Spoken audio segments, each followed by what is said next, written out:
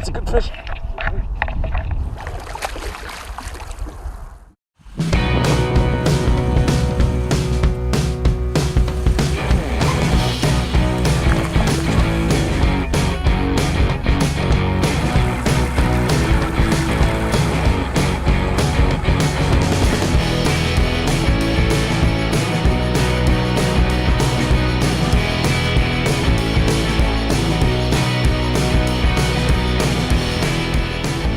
What's up, guys? It's Ross from Fishing with Ross and Scotties from Scottie Outdoors. We are at Honeyhole, pond number 3, which is what, walleye, bass, and perch. Yeah, you're going to get a good number of good-sized walleye, good-sized bass, and you'd be surprised at the size of perch in here. Oh yeah, I remember yesterday those monsters were like bass size. Even I was surprised. Anyway, so today we're going to talk a bit about, well, I personally am going to talk a bit the weight systems and the weights you're going to pick for jigging for walleye. And Scottie will be talking about structure, where to find fish, you know, the hardest part of actual fishing. And I say, you know, we don't really catch fish standing and talking here. No, we don't.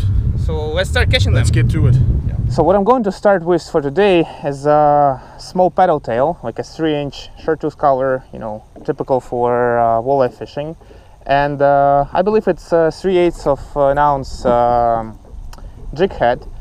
And what I found interesting is that on active baits like paddle tails, twister tails, fixed jig heads like this one are working at its best. And the demountable system we have is not necessarily the best for this kind of baits. I'm also using a medium heavy bait casting rod and reel, just so, you know, to build up some confidence with this new setup I have. And I say, let's start. You know what I miss a lot in bait casting reels? That drag system, like. Yeah. Oh. And that's a first fish for Scottie. Oh, and we start with perch again. Started right where we left off from yesterday with these tank perch. Jesus. And as I say, that is a go-to impact bait, bubblegum color, split tail plastic on the Scotties eye candy, and that is a perch that anybody would be proud to say. Yeah. Beautiful perch. Lovely stuff. Back you go.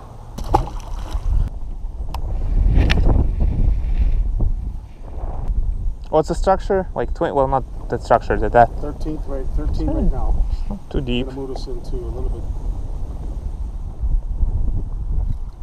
Oh, that's not a perch. Oh, nice bass. Nice bass. So, in the land of predators, that's what happens.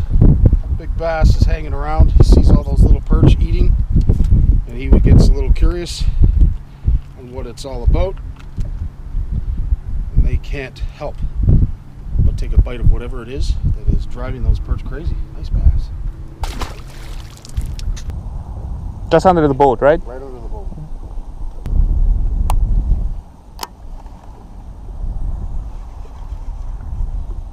Oh, I lost the tail.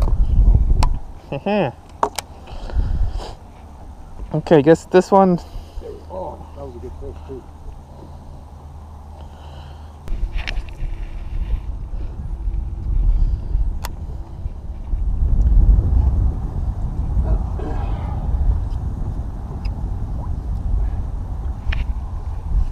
That's a fish.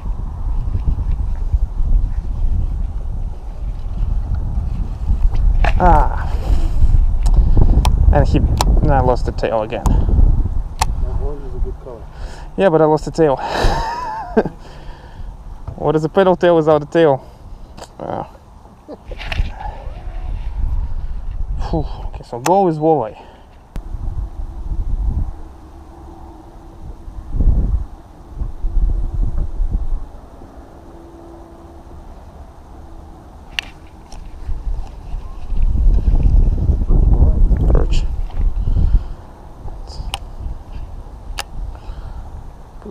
Perch.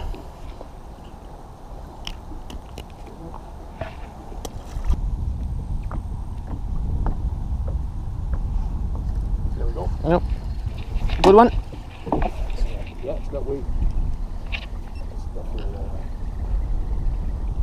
Maybe the first walleye of the day on camera. First walleye. First walleye, and it's First walleye. Nice walleye. a good sized fish. Beautiful. Perfect. That's a gorgeous walleye.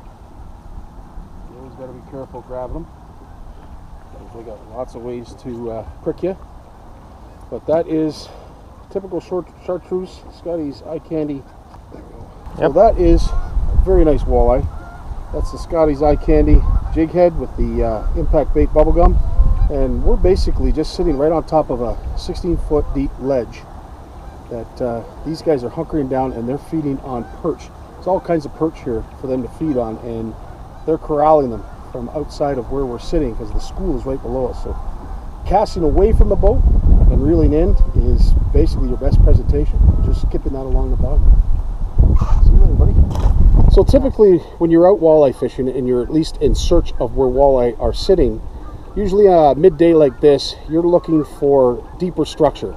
They aren't moving into the shallows to corral bait fish just yet. You will find them in shallow areas depending on the body of water that you fish, but normally up here in Canada, walleye usually hold to structure, especially in a landlocked lake.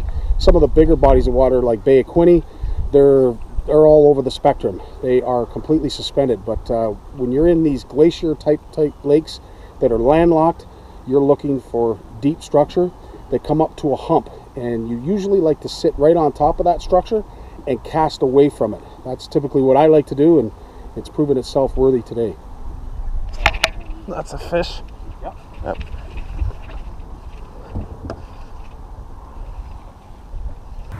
Ross is all hooked up. Has he got some weight, Ross? Yep, and it's a bass. Nice bass. Nice bass.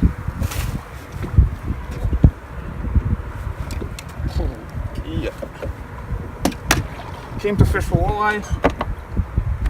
Good bass. It's always the way, right?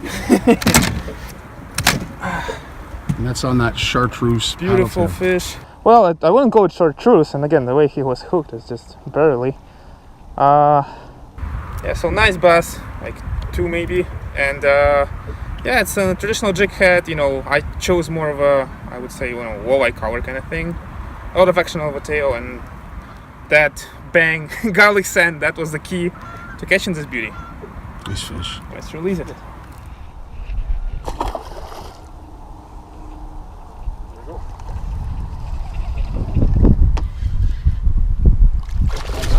That's a really nice bass.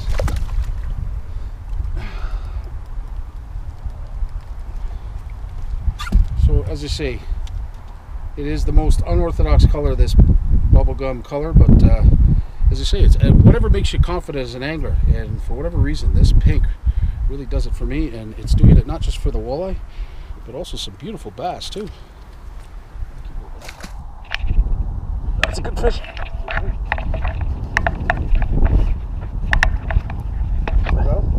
Yep. Nice fish. Yeah, you can tell it's a bass when they start jumping for the sky. Nice fish. Nice fish, Russ. Again, very unusual color, I would say, for bass fishing, because most anglers would go with more of a natural colors, right? And I'm using just not even chartreuse, it's kind of weird green color, but nice fish, beauty. Let's let him go.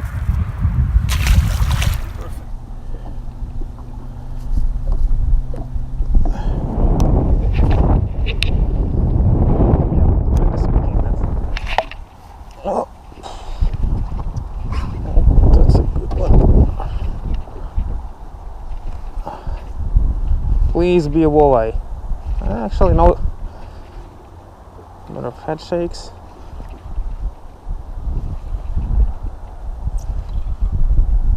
And it's another bass. No! Finally, a walleye. A good fighting walleye. Whew.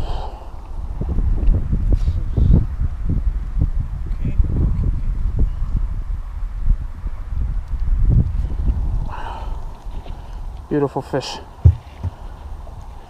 Perfect eating size too.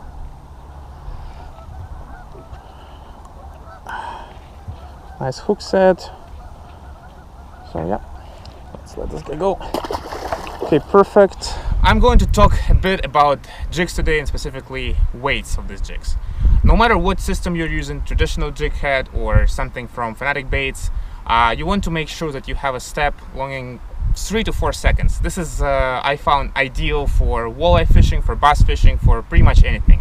And the way you would find this specific perfect size jig is that you cast there, you wait till it sinks to the bottom, and you basically reel 1 or 2 times and wait till it sinks. And this step, this pause between you reeling in and hitting the bottom again, it has to be 3 to 4 seconds. Obviously you can experiment, but I find it ideal, and that's exactly what's been working today on this paddle tail.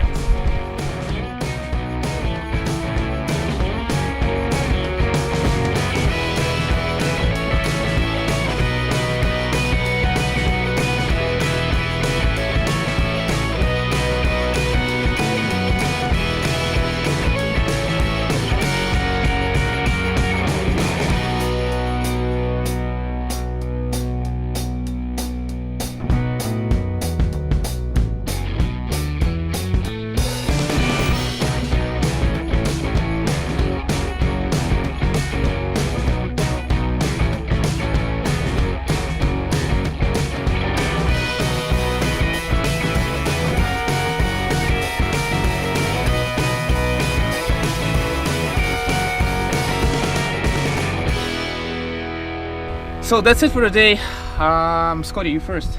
Well, I'll tell you, it seemed obvious to me that as soon as that sun started to come out, our walleye started to hide and at least hunker down in those typical mid-lake structure sites. We were getting lots of little perch biting sporadically, but as soon as we got on top of that hump, I noticed casting away from the structure itself toward and reel in towards it. We were getting a lot of hookups.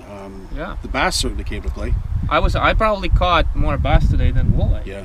So I'm surprised, and on colors which I would never use for bass fishing. Well, never say never, but it's more walleye colors. Well, it's funny too because some of the biggest trophies ever caught were anglers that were targeting a different species. That's true. So you always have to be ready for the unexpected, and certainly the bass came out and put a wrench into things, if you will, because we were targeting walleye. We caught walleye, but the bass were a heck of a lot more active.